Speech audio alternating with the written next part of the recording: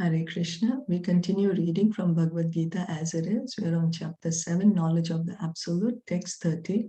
Sadhi bhutadhi devam mam sadhi yajnam chaye vidu prayana kale apichamam te vidur yukta chetasaha. Translation and purport by His Divine Grace, A.C. Bhaktivedanta Swami Srila Prabhupada. Those in full consciousness of me, who know me, the Supreme Lord, to be the governing principle of the material manifestation, of the demigods, and of all methods of sacrifice, can understand and know me, the Supreme Personality of Godhead, even at the time of death. So persons acting in Krishna consciousness are never deviated from the path of entirely understanding the Supreme Personality of Godhead. A Krishna conscious person, he is serving Krishna. So he's always connected to Krishna. Because he's connected to Krishna, he can understand the Supreme Lord. He can understand the position of the Supreme Lord. In the transcendental association of Krishna consciousness, one can understand how the Supreme Lord is the governing principle of the material manifestation and even of the demigods. So a devotee, he's trying to hear more and more about the position of God. So then he hears, Srimad Bhagavatam tells us that how this material world is one of the energies of the Supreme Lord, and how the demigods, they are living entities, and they are given this position by the Supreme Lord. So a devotee hears all these things from the scriptures, and he begins to understand the position of the Supreme Lord. He understands that this material world belongs to the Supreme Lord. The demigods are not God, but they are also living entities. They have been given this responsible positions of power by the Supreme Lord. Gradually, by such transcendental association, one becomes convinced of the Supreme Personality of Godhead, and at the time of death, such a Krishna conscious person can never forget Krishna. Naturally, he is thus promoted to the planet of the Supreme Lord, Golok, Vrindavan. So gradually, as the person hears more and more about Krishna in the association of devotees, then he understands Krishna's position as the Supreme Lord. And then at the time of death, naturally he is going to be able to think of Krishna. And Krishna says, whoever thinks of him at the time of death goes back to his abode, Golok Vrindavan. Krishna has his spiritual planet, which is the highest planet in the spiritual world. It's called Golok Vrindavan. So we can see, simply if we try to hear and chant, then our passage to Golok Vrindavan becomes clear. Our path to Golok Vrindavan becomes clear. The 7th chapter particularly explains how one can become a fully Krishna conscious person. The beginning of Krishna consciousness is association of persons who are Krishna conscious. So if I want to learn, if I want to become a lawyer, I have to go to a law school, enroll in a law school, study under those teachers, and then I can become a lawyer.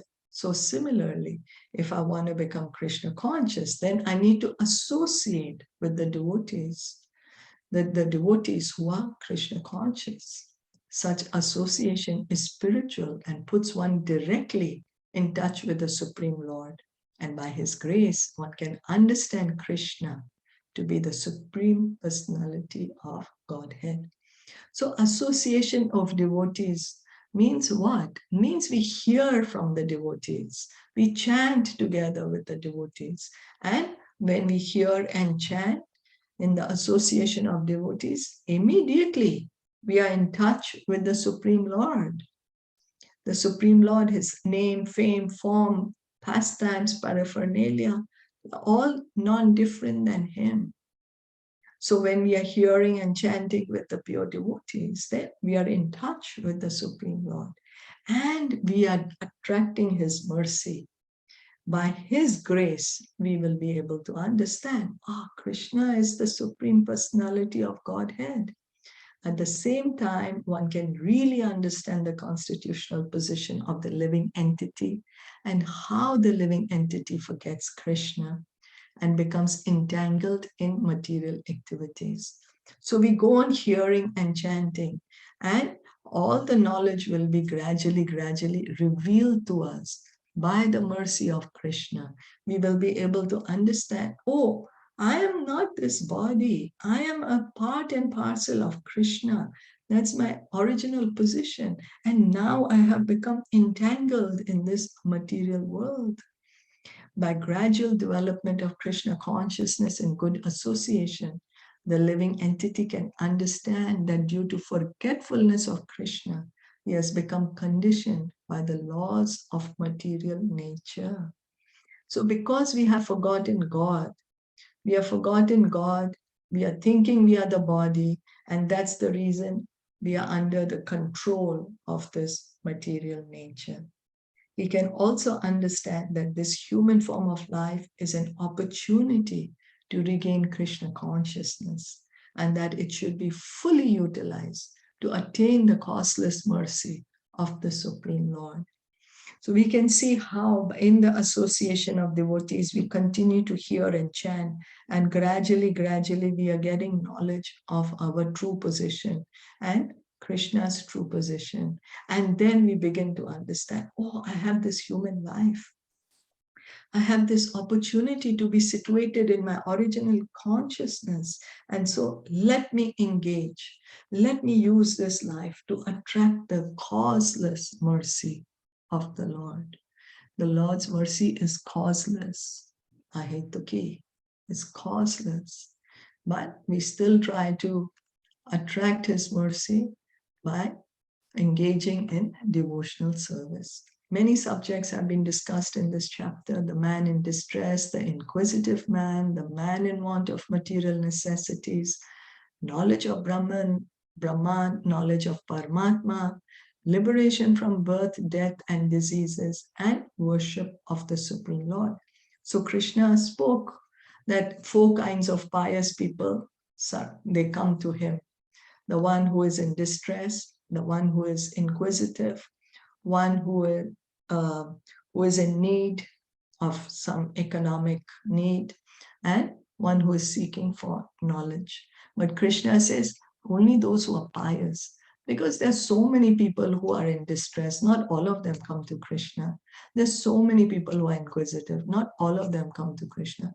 But pious, those who have some sukriti, not ordinary material piety, but spiritual piety.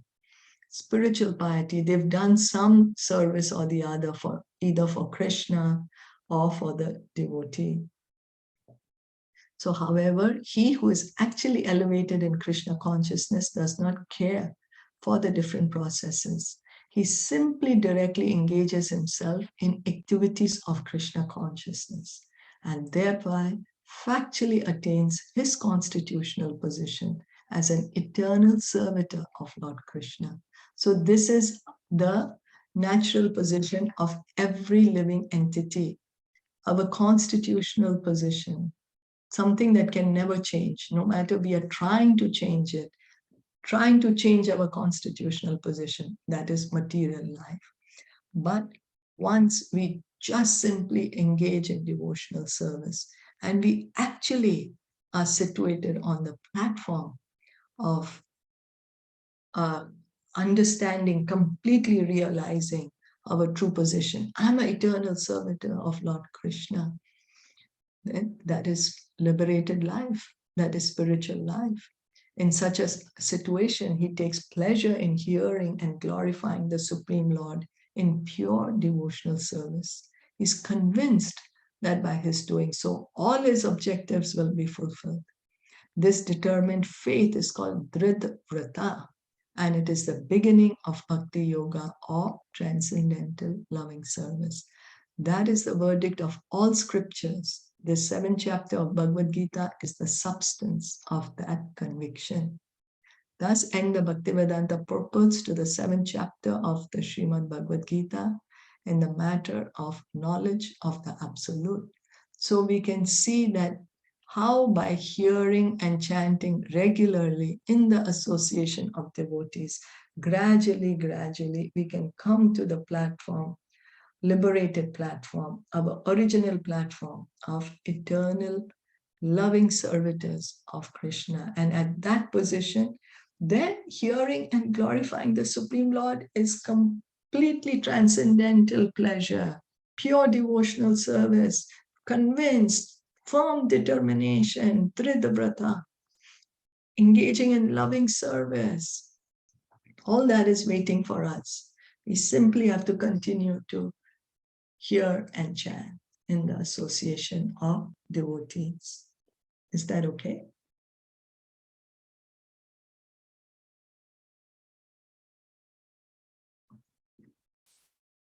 So the important point is we hear from the devotees, the pure devotees, because it's the pure devotees who know Krishna, and so they can connect us to Krishna. If I don't know the president and I keep giving you false hopes that I will introduce you to the president, it's just false hopes.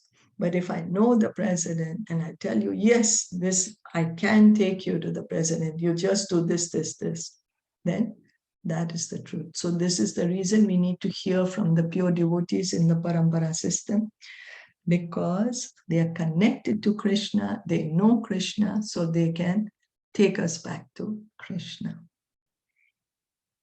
So we'll stop here for today. Thank you so much for listening in and joining in. Bhagavad Gita ki jai, Srila Prabhupada ki jai, Gaur Bhakta Vrinda ki jai. Hare Krishna.